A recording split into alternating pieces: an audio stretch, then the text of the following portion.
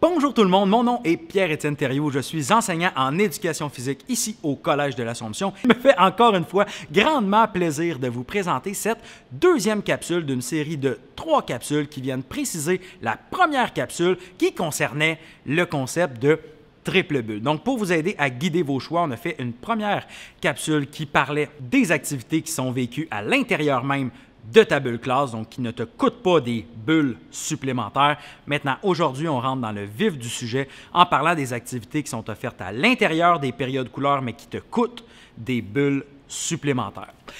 Donc, tu as remarqué que cette année, les périodes couleurs sont offertes une période par niveau. Donc, à la P2, on a les 4e secondaires. À la P3, les 5e secondaires. À la P5, les 2e secondaires. À la P6, les 3e secondaires. Et finalement, à la P7, c'est la période couleur des premières secondaires. Donc, tu auras compris que les activités que tu vas choisir dans tes périodes couleurs seront vécues à l'intérieur même de ton niveau, contrairement aux activités parascolaire où là, on pourrait avoir des croisements de niveaux. C'est bien important aussi de savoir que selon le niveau, les activités offertes pourraient varier. On avait différentes contraintes de personnel, des contraintes de plateau qui font en sorte que l'offre à chaque niveau peut différer légèrement. Lors de la dernière capsule, je t'ai parlé de la section jaune du tableau qui concernait les activités qu'on offrait à l'intérieur même de ta bulle classe. J'ai parlé que le tableau orange concernait les activités à l'extérieur de cette bulle-là.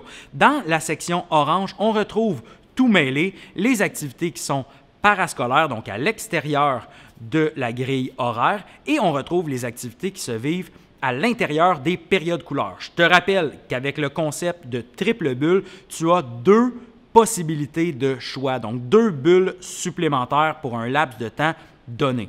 Au collège, je te rappelle que le laps de temps qu'on s'est donné, c'est jusqu'aux fêtes pour le premier bloc. Avant de parler de l'offre dans les différentes couleurs, je voulais vous parler, comme lors de la première capsule, de l'importance de bien regarder les petits X qui sont vis-à-vis les différentes activités qui sont offertes. Ça va te dire à quel moment chaque activité est offerte et il est de ta responsabilité de t'assurer que les activités que tu choisis ne se croisent pas. Maintenant, pour ce qui est de l'offre, bien, comme dans les années passées, il va y avoir différentes activités qui seront offertes. Ça peut être des comités, ça peut être des activités socio-culturelles, ça peut être des activités au niveau des arts, des activités au niveau de la technologie et évidemment au niveau des sports. Si vous permettez, je vais profiter de mon statut d'enseignant en éducation physique pour venir préciser l'offre sportive lors des périodes couleurs. Donc, je rappelle qu'on exclut de ça toutes les sphinx, les clamiques, peu importe le sport. On est vraiment dans les activités vécues à l'intérieur même de notre niveau. Donc, ce qui est principalement offert, je crois, à tous les niveaux,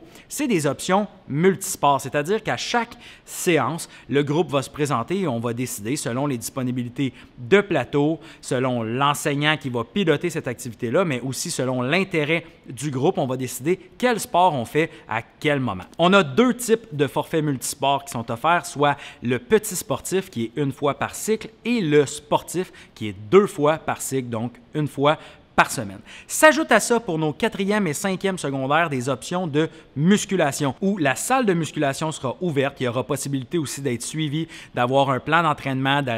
Je suis en train de travailler sur quelque chose qui devrait être pas piqué des verres, mais en plus de la salle de musculation, on va tenter d'ouvrir simultanément un gym libre. Donc, tu vas t'inscrire à un bloc, mais tu auras 2 possibilités à chaque fois. Dans les forfaits de musculation, il y a le mordu de musculation qui s'entraîne 2 fois par semaine lors des périodes couleurs et le mordu de musculation matinal qui, lui, s'entraîne 1 fois lors des périodes couleurs et 1 fois le matin. Avant de terminer, quelques précisions encore une fois. D'abord, il est obligatoire de t'inscrire à l'activité. Si tu passes tout droit, si tu dépasses la date, ton tour est manqué, puis malheureusement, tu vas être en études jusqu'aux fêtes. Aussi, si jamais il y a trop de personnes qui choisissent un bloc d'activité, on devrait choisir en fonction du dossier général de l'élève et en cas d'égalité, on pourrait même aller jusqu'au tirage au sort, chose que nous souhaitons vraiment. J'espère que c'était clair, j'espère que tu comprends encore mieux le fait qu'en dehors de ta bulle classe, tu as le droit à 2 choix supplémentaires. Je te rappelle de bien avoir en tête l'ensemble des choix possibles lorsque tu choisiras. Pas mal fini, on se voit dans la prochaine capsule qui va traiter des activités parascolaires.